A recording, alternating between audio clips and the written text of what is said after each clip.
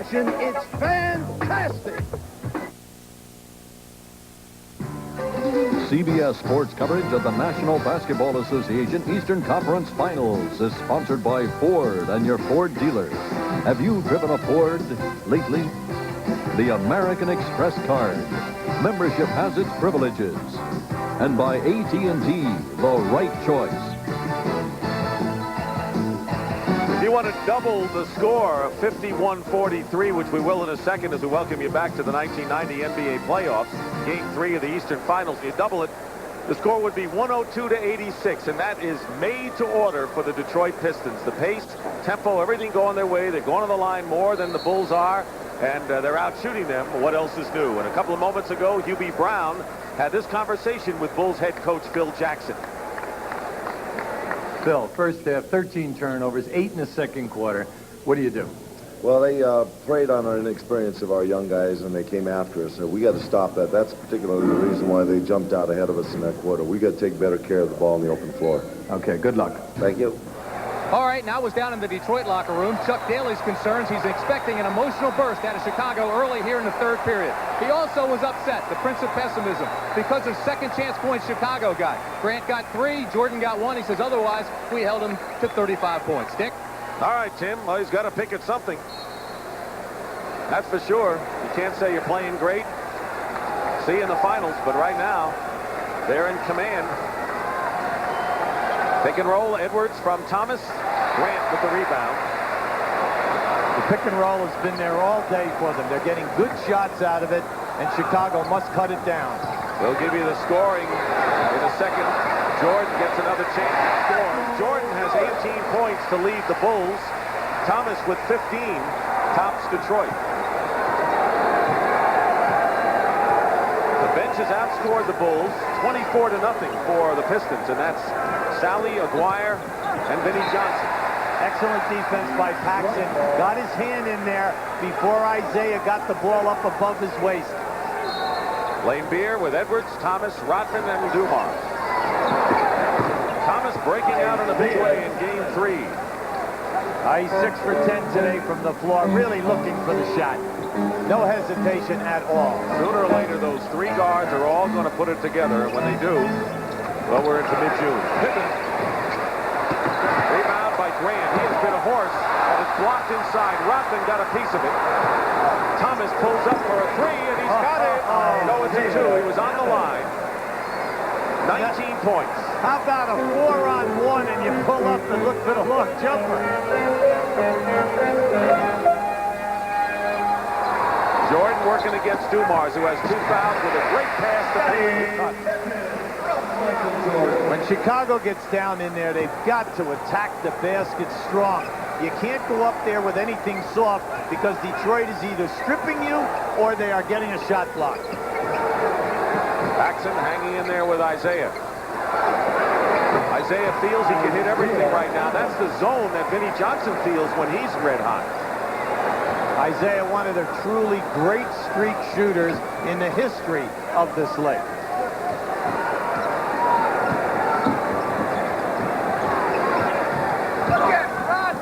Paxson has to settle for that. Rebound by Pippen, and he's fouled. Lane Beer will pick up his 3rd foul. Let's take a look at the halftime statistics. Chicago at 41%. They were at 39 coming into this game. The turnovers in the second period were key to Detroit's comeback, and 24-0 again. Detroit hammering Chicago off the bench. Output in the first half. Not only is Isaiah doing it, but then you have Aguirre 5 for 8. Along with Edwards, you have 3 key guys knocking in big numbers. 1 out of 2 for Pippen. You know, Chuck Daly talked about emotion. I don't know whether emotion's going to play any more of a role in this game. Foul against Paxson. You know, I think you get the emotion early, but after a while that dies down and you got to play. Yeah, especially like Chuck Daly said, my team focuses better when we're on the road. You don't win 24 games in this league, have the best road record last year and then the second best this year if your guys can't play it defensively. Thomas missed the shot, but he got inside, and Grant, I think, fouled. Let's see if it is Grant. Chicago personal foul, 54. And it's Grant's 4th personal foul, and he has been the big horse off the boards in the first half of this game. Now, he's been outstanding. This puts a lot of pressure on Phil Jackson, but he's going to go for the substitution. And it looks like they're going to go small. If they bring in Craig Hodges right now. And he will. Paxson goes out. Now, this is interesting. They're going to leave Grant out there because he realized he cannot let this game get away from him right now. Rodman was only a 36% shooter from the line in the playoffs, but he looked like a 90%er with those 2 free throws.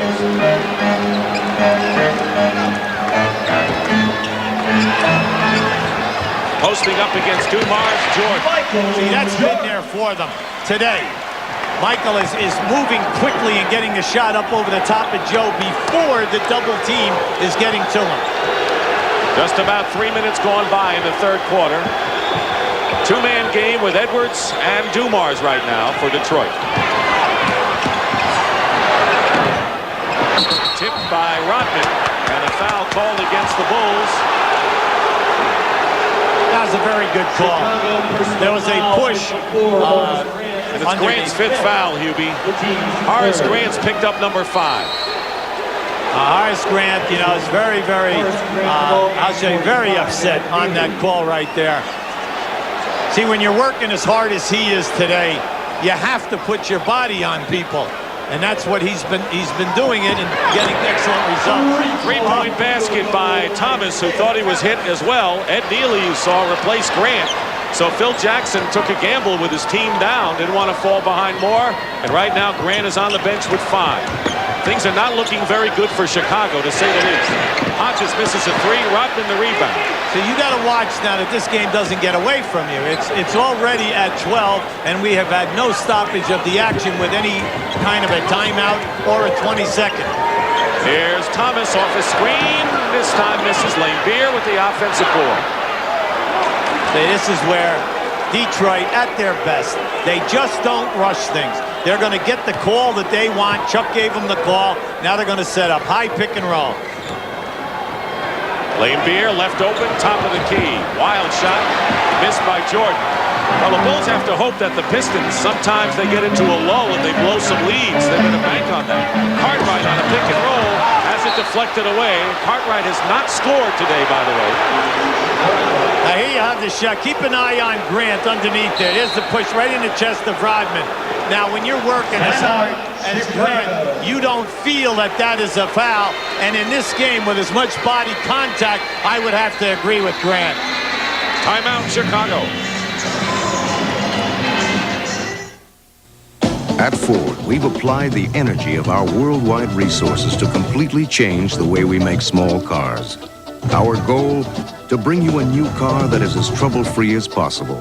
The result is the new Ford Escort, designed and built to rival the best small cars in the world. Introducing the next Ford Escort. A new line of thought, a new line of cars. Have you driven a Ford lately? When you have these, why would you need a Black & Decker Power Ratchet? Because it's faster, easier, and works in lots of places manual wrenches can't. The Black & Decker Power Ratchet. It's really turning a lot of heads.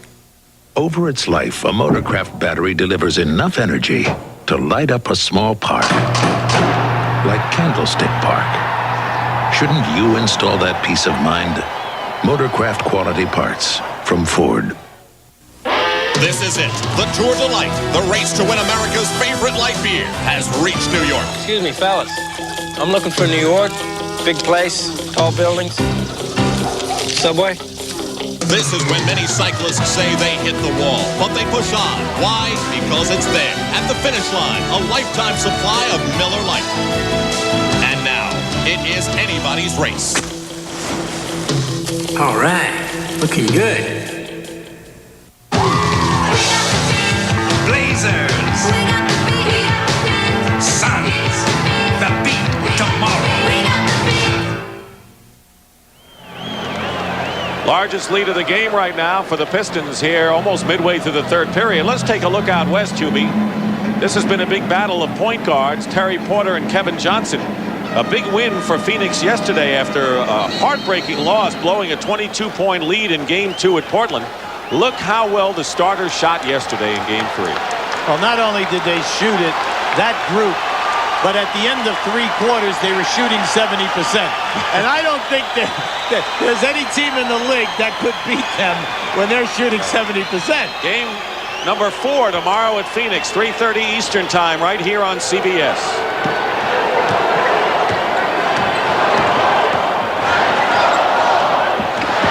Thomas shooting over Neely. Rodman keeps it alive. How great is he in offensive rebounding that way? There, he's been rather quiet today, and that's unnatural for him. He averages right around 9 rebounds a game. Yet they're still up by 12, the Pistons. That's right. Dumas penetrates. Laimbeer, offensive rebound. Bulls come down with it with Jordan. They need a spurt. Trying to get it into Cartwright. Neely, looks like a football game and a first down as Rodman is the ball carrier. Let's go to Tim Brand. All right, Dick, one thing about the Chicago huddles the last 2 timeouts is there is not a panic situation. They have Phil Jackson just designing plays, no pep talks, no reminders. He's designing the plays, and he's just telling the guys, maintain your composure, keep your intensity, Dick. Well, there's a guy who always has kept his and has never panicked, Phil Jackson. Neely picks up his second and the 4th team foul against the Bulls. One more and then they're the penalty. John Sally has replaced Laimbeer in the Detroit lineup. Rodman throws it away. See, Dennis got cute that time. He tried to palm the ball. Chuck is all upset. He has a right to be. What are you doing with the Globetrotter routine? You know, fake the pass, bring it back, and then turn it into a turnover. Pistons have been known to get a little arrogant, some people say, or careless when they have leads. Well, they play in peaks and valleys. Here's a real brawl going on here between these 2 guys, Rodman and Pippen. And Rodman fouls Pippen. That's only the 2nd team foul against the Pistons, but 3 on Dennis. Anytime you're going to post up a guy on Dennis Rodman, he has to have quickness of foot, and he must also really be strong in the upper body. Now just watch this, how quick his feet are. Good move, though, by Pippen. By leaning in, he got the contact.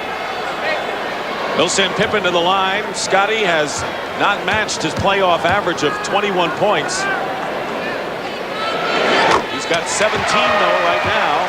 That matches his high in Game 2, and there's Mark Aguirre, who had 12 off the bench in the first half. Rodman is out. See, over 82 games, Chicago had 5 guys in double figures. Now, in this series, they only have 3. And what they do is they cut down your shot attempts, and they force guys into bad, intimidated types of shots.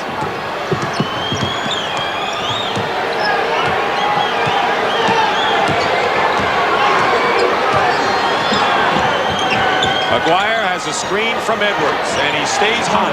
14 for Mark. See, they stay with the offense, they free the people, and they get open shots. Jordan has Neely, and Neely's fouled by Isaiah Thomas. That's the 3rd team foul, and Isaiah's first. See, in this quarter alone, Michael Jordan has been double-teamed and delivered 3 key passes to people inside the painted area. All 3 have been fumbled.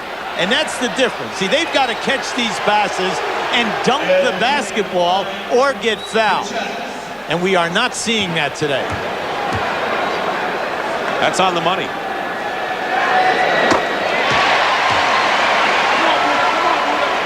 Bulls have lost 6 straight to the Pistons. Remember, last year they actually led in the Eastern Finals 2-1 before Detroit won the last 3 games to wrap it up. Anytime that you play the great defensive teams, and this is the best that the NBA has seen in years, you must take advantage of the foul line and wide open layups and the open shot, because you're not going to get too many of them. Aguirre with a long 3, and Mark Aguirre coming home has responded with 17 points. Isaiah with 24. These kids couldn't wait to get back to Chicago. Never mind that, but the 3-point shooting. Detroit 4 for 7. Isaiah with 3 and Aguirre with 1. Cartwright with his first points of the game. Bill Cartwright, who came in averaging 9 in the playoffs. Well, he's averaging 7 shot attempts in the series. Now, where are you going if you're only going to get 5 to 7 shots? Dumars has it knocked away, but it picks up the loose ball and makes a fall-away shot. The Bulls now have lost a lot of aggressiveness.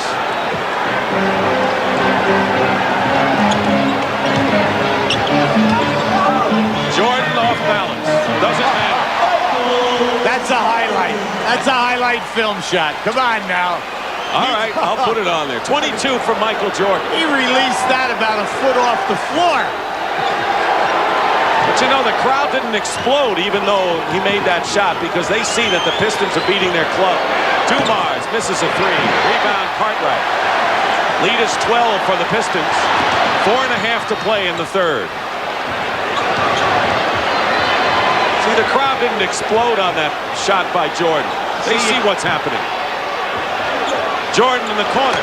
He's doing everything he can, that's for sure. You're down 10, 4 minutes to go in the third quarter. There's plenty of time, but it must happen defensively and on all these loose balls that Detroit keeps capturing. Off the screen, Thomas drives in, beautifully executed. Layup, and Isaiah with 26 points. That's more than he scored in each of the first 2 games, or total of the first 2. Pistons foul. Now watch where he brings the shot from. Look at this. Nice scoop, and he catches the glass for the perfect spin. Here's the guy who set the tempo all day, right here. Isaiah going right down inside and making it happen. It's time and time again. Right at the beginning of the game, he came out and he challenged the Chicago defense. Third foul on Sally. 4th team foul. Each team has 4. Hodges. 2-point basket by Craig. And that is only the 3rd point of the game by the Bulls bench. Hodges' basket, Neely hit a free throw. See, the fans are sensing it. They need some defensive stops so that they can run a little spurt. Walk. Traveling, turns it over to the Bulls. Now the crowd getting into it. Excellent defense by Scottie Pippen. Pippen, follow-up, no basket. And they claim that goaltending, Detroit had a player on the rim count the basket. It was Sally who grabbed it. You're not allowed to grab onto the rim while the ball is above the cylinder. They had offensive goaltending that time. And even if they didn't get it, now you watch on the